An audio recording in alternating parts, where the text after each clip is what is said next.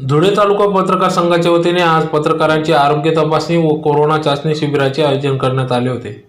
आज दिनांक 3 डिसेंबर 2020 रोजी सकाळी 11 वाजता पत्रकार संघाचे कार्यालय जिल्हा क्रीडा संकुल वाडीवकर रोड येथे या कार्यक्रमाचे आयोजन करण्यात आले होते। कार्यक्रमाच्या अध्यक्षस्थानी ज्येष्ठ पत्रकार महेश घुगे, कार्यक्रमात धुळे तालुका नवनिर्वाचित पदाधिकारी तसेच सांस्कृतिक कार्यक्रम समितीच्या पदाधिकाऱ्यांना पोलीस अधीक्षक चिन्मय पंडित यांच्या हस्ते नियुक्तीपत्र देण्यात आले।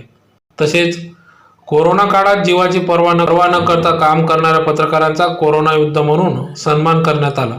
तसेच धुळे तालुका पत्रकार संघाच्या वतीने पोलीस अधीक्षक चिन्मय पंडित, डॉक्टर निर्मल रवंदडे, डॉक्टर संजय शिंदे, प्रशांत परदेशी तसेच जिल्हा प्रतिनिधी ईश्वर बडगुजर व मनपाचे सहाय्यक आरोग्य अधिकारी लक्ष्मण पाटील यांना देखील कोरोना योद्धा म्हणून सत्कार करण्यात आला, सन्मान देऊन सत्कार करण्यात आला। कार्यक्रमाचे प्रमुख अतिथी म्हणून ज्येष्ठ पत्रकार रमेश दाने, गोपी लांडगे, जिल्हा पत्रकार संघाचे अध्यक्ष हेमंत मदाने, ज्येष्ठ पत्रकार डी.बी. पाटील, अध्यक्ष रोहिदास आके, प्राध्यापक जसपाल सिंग सिसोदिया, शिंदखेडा तालुका पत्रकार संघाचे अध्यक्ष प्रदीप दीक्षित, ज्येष्ठ सल्लागार अप्पा खताळ, प्राध्यापक ईश्वर बडगुजर, मनपा आरोग्य अधिकारी लक्ष्मण पाटील, डॉक्टर निर्मल रवंदडे, डॉक्टर संजय शिंदे आदी मान्यवरांच्या उपस्थितीत सदर कार्यक्रम पार पडला। कोरोना तपासणी सर्व पत्रकारांचे कोरोना अहवाल हे देखील निगेटिव्ह आलेत। कार्यक्रमात बोलताना पोलीस अधीक्षक चिन्मय पंडित यांनी सांगितले की तालुका पत्रकार संघाचे काम अतिशय उत्कृष्टरित्या सुरू असून आरोग्य शिबिर आणि कोरोना चाचणी हा उपक्रम स्तुत्य आहे। कोरोनाच्या संकटात प्रशासनातील सर्व कर्मचाऱ्यांसोबत जिल्ह्यातील पत्रकारांनी खांद्याला खांदा लावून जनतेमध्ये जनजागृतीचे काम केले आहे। धुळे जिल्ह्यात सकारात्मक विचारांची जनता आहे, म्हणूनच आम्ही सुधारणेच्या दृष्टिकोनातून होणाऱ्या टीका टिप्पणीचे स्वागत करतो। सर्वत्र नकारात्मकतेचे वातावरण निर्माण झाले असून माणसाने आपल्या चांगुलपणाचे दर्शन घडवून समाजाला फायदा होईल असे कार्य करण्याचे आव्हान यावेळेस त्यांनी दिले आहे।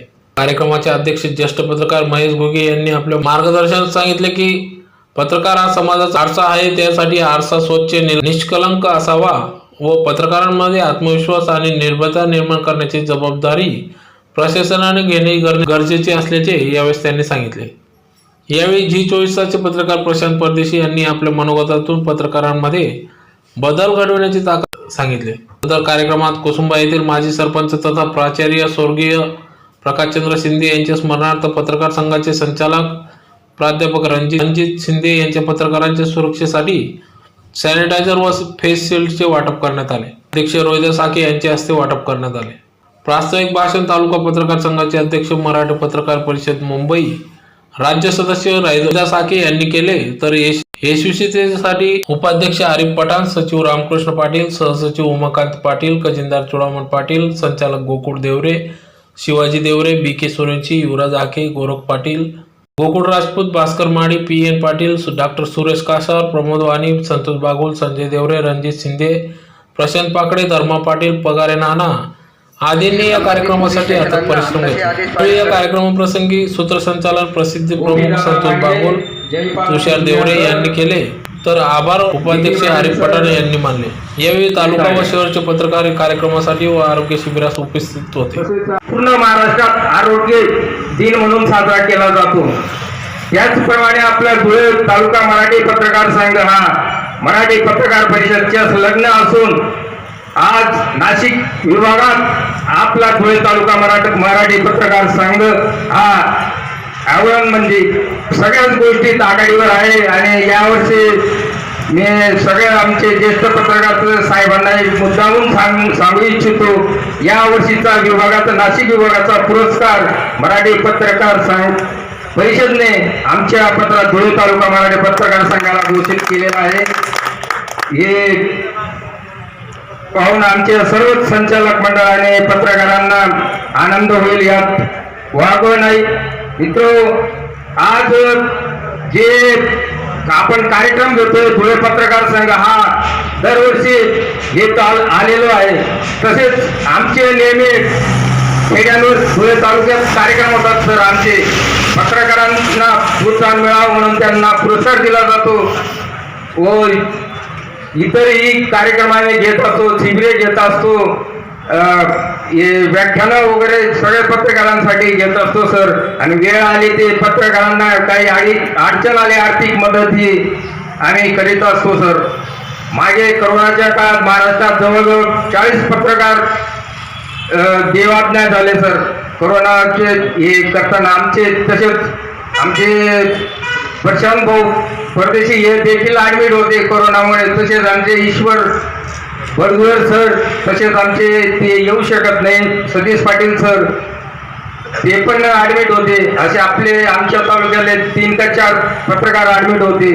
आणि या पत्रकार कोरोना काळात यांनी वार्ता संकलन केलं साहेब. तसेच मी आज तुम्हाला साहेब मुद्दामून सांगू इच्छितो, आपल्या धुळे तालुक्यात नव्हे तर जिल्ह्यात वाळू माफियांचं हे पत्रकारांना धमकी देखील दिल्या होत्या, एक कापडण्याचं आणि एक चिसगाव दंडाण्याचं. आमचा ज्यासाठी आमचे मराठी परिषदचे विश्वस्त यशवंत देशमुख सर यांनी 30 वर्ष लढा दिला पत्रकारांसाठी संरक्षण कायदा व्हावा म्हणून. गेल्या वर्षी तो सर मंजूर झाला पत्रकारांच्या संरक्षणासाठी. आणि त्या कलमाखाली आपले अधिकारी गुन्हा नोंदवत नाही सर. ते तुम्ही प्रत्येक स्टेशनला ते आदेश द्या.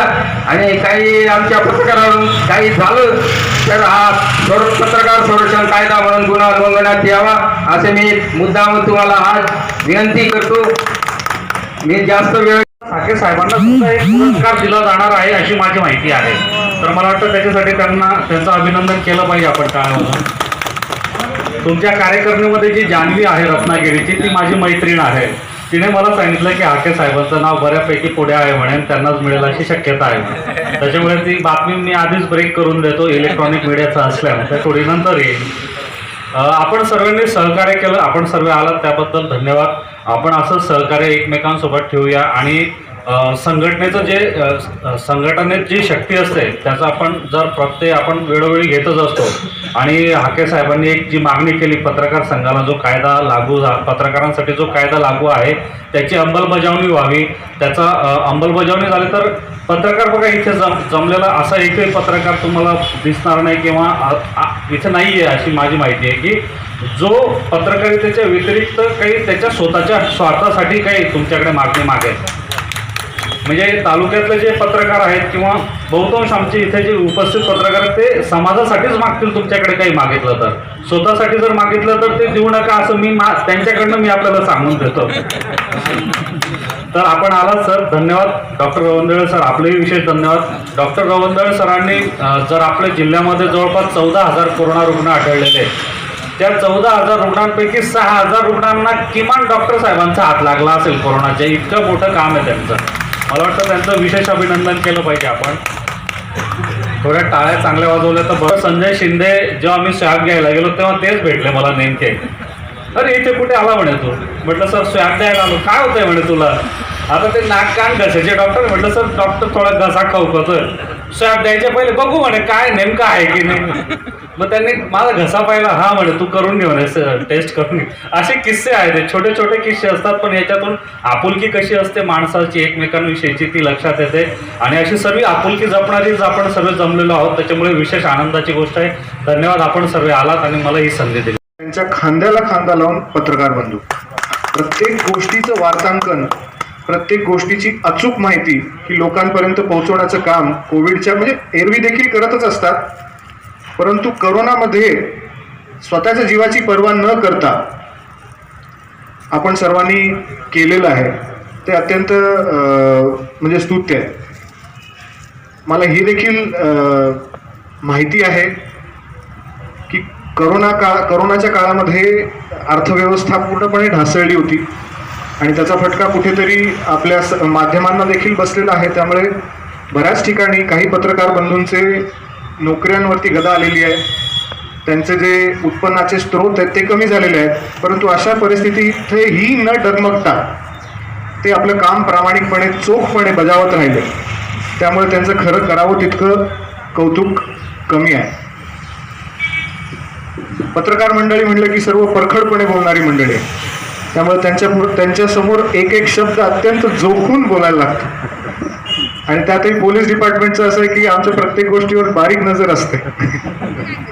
परंतु मला सांगायला अत्यंत आनंद होतोय की जेव्हापासून मी चार्ज घेतलेला आहे तेव्हापासून प्रत्येक पत्रकार बंधूंशी माझे अत्यंत चांगले संबंध आहेत आणि ते संबंध चांगले ह्याचा फायदा म्हणजे त्याचा कुठेतरी मला फायदा झाला अशातलं मी मानत नाही. ज्यावेळी टीका माझ्यावरती करायची वेळ होती त्यावेळी मला टीका देखील केलेली. परंतु मला इथे आवर्जून सांगावं असं वाटतं की धुळे जिल्ह्यातला मी आता 7 वर्षाची नोकरी झाली फक्त माझी, पण 7 वर्षात मी 7 ठिकाणी काम केलेलं आहे. म्हणजे कुठे माझा स्वभाव वाईट आहे किंवा माझं सगळ्यांशी वाकडं आहे अशातला भाग नाही आहे. ते ॲडमिनिस्ट्रेटिव्ह कन्व्हिनियन्समुळे माझी सारखी बदली होत राहते. इथे आता बऱ्यापैकी काळ टिकलेलो आहे, म्हणजे इथून पुढचा काळ थोडा वेळ टिकेल असं मला वाटतंय, बघूया. परंतु प्रत्येक ठिकाणच्या पत्रकारांशी संवाद साधण्याचा, त्यांच्याबरोबर काम करण्याचा मला योग आला. त्यातल्या त्या धुळे जिल्ह्याचं मला अत्यंत ही खासियत वाटते की इथे कुठे म्हणजे वैयक्तिक लेवलला जाऊन घाणेरड्या स्वरूपाची टीका कुठेही होत नाही. इथे टीका होते ती सकारात्मक टीका होते आणि ज्याच्यातनं तुम्हाला म्हणजे तुमची कार्यपद्धती कुठेतरी सुधारेल अशा पद्धतीची टीका होते. हा अत्यंत एक मला चांगला अनुभव आलेला. दुसरा असा अनुभव आहे की जसं सांगितलं आमचे मित्र प्रशांतजींनी की वैयक्तिक खरं तर मला आजपर्यंत कोणीच कॉल केलं नाही, वैयक्तिक कुठल्याही कामासाठी कॉल केला नाही. म्हणजे हे जे एक निस्वार्थीपणाचं एक कुठेतरी दर्शन या ठिकाणी घडतं.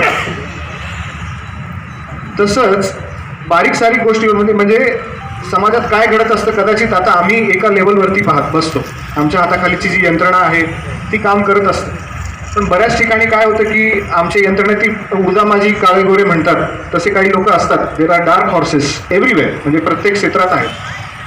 तर काही घटना ज्या घडतात त्या आमच्यापर्यंत पोहोचत नाही, परंतु पत्रकार हे आमचे कान नाक डोळे म्हणून काम करतात. कुठेही काहीतरी घडत असलं की टाचणी जरी पडली तरी मला दुसऱ्या मिनिटात मला माझे पत्रकार बंधू किंवा मित्रांचा फोन येतो की साहेब त्या दोंडाईच्यात असं झालंय बरं का, किंवा थाळनेरला असं चाललेलं आहे, किंवा इकडे मोहाडीत असं घडतंय. त्यामुळे माझा हा दुहेरी फायदा आहे. त्यामुळे आत्तापर्यंतचे जे 9 महिने गेले त्यात अत्यंत चांगलं सहकार्य मला पत्रकार बंधूंचं लाभलेलं आहे.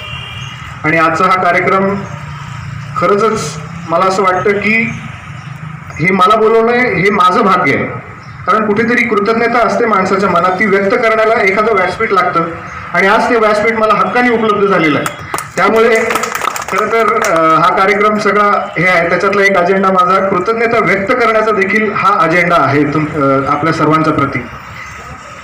तर असा हा लोकशाहीचा जो 4था स्तंभ आहे अशा कार्यक्रमासाठी आपण मला इथे बोलवलं. तिथलं इतकं सुंदर सूत्रसंचालन आपल्या उपाध्यक्षांनी केलं. प्रत्येक गोष्टीत त्यांनी शेअर, मी पण विचार करत होतो काहीतरी शेअर मारूया शेअर, पण मी इतका पोलीस झालो ना त्यामुळे आतला कवी किंवा एखादा रसिक माणूस कुठेतरी मरून जाईल की अशी मला सारखी धास्ती वाटते. परंतु आपल्यातले काही माझे मित्र आहेत की जे चांगल्या चांगल्या गोष्टी मला सुचवतात की साहेब हे इथे हे चांगलं हे बघा, हे चांगलं हे खा. काय होतं की इतकी नकारात्मकता सर्व समाजात आता पसरताना दिसते आणि कोविडमुळे ते जरा जास्तच झालं. त्यामुळे जे चांगलं आहे, जे खरंच म्हणजे ब्युटिफुल आहे किंवा एखादी म्हणजे त्या गोष्टीचा आस्वाद घेणं हे देखील एक महत्त्वाचं आहे आणि त्यामुळे माणसाचं आयुष्य रसरसून जातं. तर ते देखील व्हायला पाहिजे. अशा कार्यक्रमांचं वारंवार आयोजन झालं पाहिजे. त्यात असं सुंदर सूत्रसंचालन असलं पाहिजे. असे सर्वजण जमले पाहिजेत. मला सांगितलं आता प्रशांतजींनी की आम्ही आमदार खासदार आहोत. तुम्ही आमदार खासदार काय, तुम्ही मोठ्या मोठ्या देशांचे सरकार घडवता आणि सरकार पाडता. तुमच्या पॉवरबद्दल आम्हाला आमच्या मनात यत्किंचितही शंका नाहीये. आणि याचं ताजं उदाहरण पोलीस डिपार्टमेंटमध्ये देखील आहे. आता ते बोलण्याचं ही वेळ नाहीये, संधी नाहीये, परंतु मला इथे परत बोलवलं त्याबद्दल मी सर्वांचं अत्यंत मनापासून ऋणी आहे. आणि मला माहिती मी कितीही गोड गोड बोललो, किती काय बोललो तरी टीका होण्याची ती होणारच आहे. तर ती टीका करत राहावी आणि त्यातनं आम्ही शिकत जावं. 2 गोष्टी आम्हालाही शिकायला मिळाव्यात. 2 गोष्टी समाजासाठी आपल्या दोघांच्या सहकार्यातनं समाजाला त्याचा फायदा व्हावा, हीच प्रांजळ अपेक्षा. आणि पत्रकार कायद्याबद्दल इतकं म्हणजे बोललं गेलं तर माझा पहिला प्रयत्न असा असेल की त्या कायद्याचा उपयोग होऊ नये, म्हणजे एखाद्या पत्रकारावरती अशी वेळ येऊ नये की त्याला पोलीस स्टेशनला जाऊन काहीतरी तक्रार नोंदवावी, अशी वेळ येऊ नये, असाच माझा पहिला प्रयत्न असेल. आणि एखाद्या पत्रकारावरती अशी वेळ आलीच तर समोरच्या व्यक्तीवरती अशी कारवाई होईल की जेणेकरून पुन्हा या जिल्ह्यातच काय पूर्ण महाराष्ट्रात पुन्हा पत्रकारावरती कोणी हात उचलेल किंवा पत्रकाराविषयी कोणी काही बोलेल अशी कोणाची हिंमत होणार नाही. अशा पद्धतीची कारवाई मी नक्कीच करेन अशी ग्वाही देतो आणि परत एकदा धन्यवाद व्यक्त करतो. जय हिंद, जय महाराष्ट्र. आपण या कार्यक्रमाला आलात, ज्यांनी खऱ्या अर्थाने योद्ध्याची भूमिका या 9 महिन्याच्या काळामध्ये निभवली. खरं तर आपल्याला बघितल्यानंतर माजी पोलीस अधीक्षक रणजित सहाय यांची आम्हाला आठवण येते. आपल्यासारखा कर्तव्य कठोर परंतु सर्वसामान्य लोकांमध्ये मिसळणारा, सर्वसामान्य लोकांचं मत जाणून घेणारा, वेळ प्रसंगी आपल्याच अधिकारी आपल्याच कर्मचाऱ्यांना वरतीवर आणणारा असा तो अधिकारी होता. दुर्दैवाने त्यांचा अंत अतिशय दुर्दैवी झाला, परंतु पोलीस खात्यामध्ये असे अधिकारी खूप कमी मिळतात. आपण ज्या परिस्थितीमध्ये ज्या पार्श्वभूमीवर धुळे जिल्ह्यामध्ये आला त्यावेळेची पार्श्वभूमीवर त्याच्या अगोदर एक कार्यक्रम इथेच झाला होता, याच ठिकाणी झाला होता, हेल्मेट वाटण्याचा. पत्रकार संघाच्या वतीने पत्रकारांना हेल्मेट वाटले गेलेले होते आणि सातत्याने अपघात होता. त्या अपघातातून आपल्या पत्रकारांना कुठल्याही प्रकारची इजा होऊ नये हा त्याच्यातला उद्देश होता. त्यावेळेला देखील मी माझ्या भाषणामध्ये असं म्हटलं होतं की पत्रकारांची नजर अशी तीक्ष्ण असली पाहिजे की समोरच्या अधिकाऱ्याने त्याला तो कुठल्या प्रकारचा आहे हे ओळखलं पाहिजे, तो निस्पृह असला पाहिजे, निडर असला पाहिजे, कुठल्याही प्रकारे त्याने कुठल्याही या दडपणाला बळी पडता कामा नये. तो पुढारी असो, अधिकारी असो, इतर कोणी गुंडा असो. हे केव्हा होऊ शकतं? ज्या वेळेला तो निष्कलंक असेल त्यावेळेला. आणि म्हणून ह्या आता आपण अतिशय चांगल्या पद्धतीचं म्हणजे खरं तर अध्यक्ष भाषण आपणच करून टाकलं. पत्रकाराच्या संदर्भामध्ये आपण जे काही मतं व्यक्त केली, कारण शेवटी पत्रकार हा माणूस आहे आणि नोकरीच्या संदर्भात आपण उल्लेख केला, खरंच आहे, अवस्था आहे तशी. पत्रकार हा त्याच्या आवडीनुसार तो त्याच्यामध्ये पत्रकारिता करत असतो, परंतु उपजीविकेचं साधन देखील त्याला उपलब्ध झालं नाही तर नाईलाजाने तो देखील त्या दृष्टीने प्रयत्न करत असतो. पण 1-2 पत्रकारांनी समजा एखादी गोष्ट केली म्हणून सर्व पत्रकारांना त्या संदर्भामध्ये भातावरून चिताची परीक्षा करता येत नाही. आपण अतिशय चाणाक्षपणे या गोष्टी ओळखल्यात. पत्रकारांना दिलासा देणारं, पत्रकारांच्या मध्ये निर्भरता निर्माण करणारं वक्तव्य आज आपलं पोलीस अधीक्षक म्हणून आपण केलेलं आहे.